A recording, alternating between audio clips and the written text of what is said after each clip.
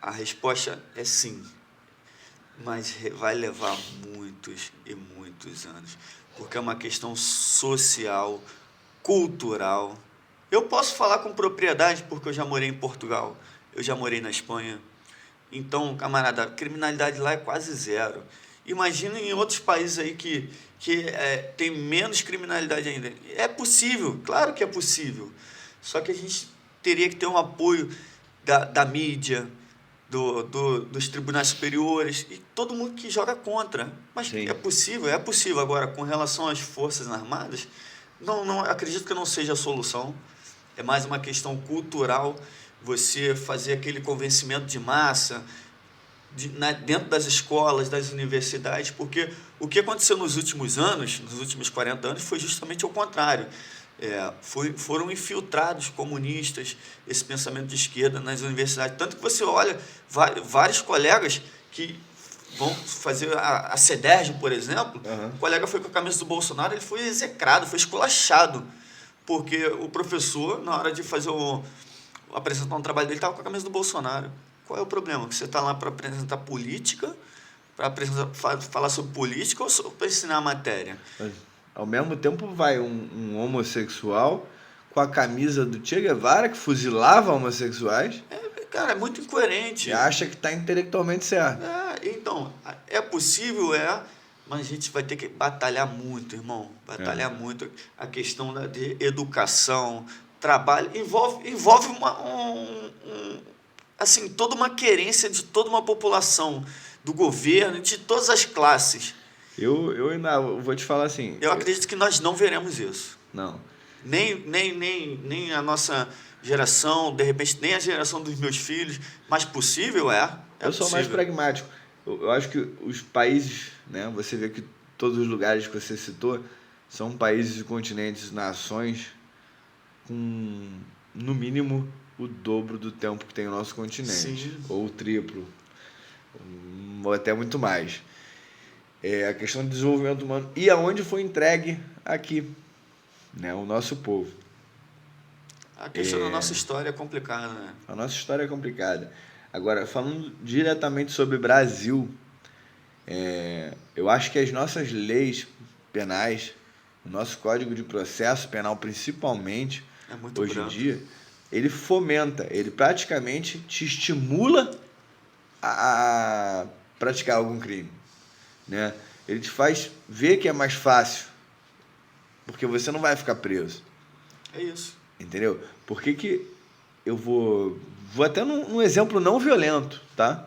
Por que que eu vou trabalhar para juntar dinheiro para comprar uma geladeira e um fogão para minha casa, se tem um cara aqui na internet dizendo que ele pode me vender um cartão de crédito com 10 mil de limite se eu pagar 1.000 para ele? Estelionato. Nem é um crime com violência.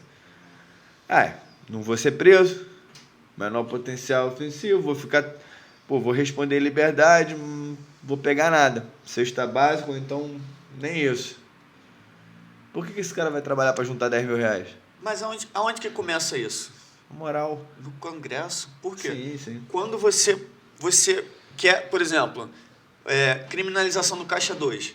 Quando os próprios parlamentares eles se recusam a criminalizar o Caixa 2, ele está dizendo para a sociedade indiretamente: eu vou fazer isso. Então não pode ser crime fazer isso. Porque eu vou. Porque eu vou fazer, delinquir. eu posso vir a fazer isso. Então eu não quero que isso seja E crime. por mais que pareça pesado, vamos usar o termo técnico, eu vou delinquir, né? É isso. É bizarro isso. Você não querer criminalizar uma coisa que ocorre recorrentemente. Mas por que não? Porque ele mesmo se coloca naquela posição de cometer aquele crime. Então, se quem está fazendo, nos representando lá, tem essa postura, como é que a gente vai Quanto que conseguir? o Brasil batalhou, por exemplo, da lei da ficha limpa? E a gente pega o STF, relativiza ela pra gente ter quem a gente tá vendo aí concorrer e supostamente ganhar Camarada, um embate só desse presidencial. camarada participar Já é uma vergonha. já é uma vergonha Já é uma nacional. É uma vergonha. vergonha. E eu cito como exemplo outro lugar. Eu fui em 2011, passei um período lá na Califórnia. Estado maravilhoso, lindo, uma riqueza. Que Todo está mundo. passando por um momento difícil demais agora. Entrou o governador de esquerda, Acabou com a Califórnia. Primeiro começou a questão das drogas, tá? Não tô nem emitindo uma opinião complexa aqui, tá, gente? Superficial.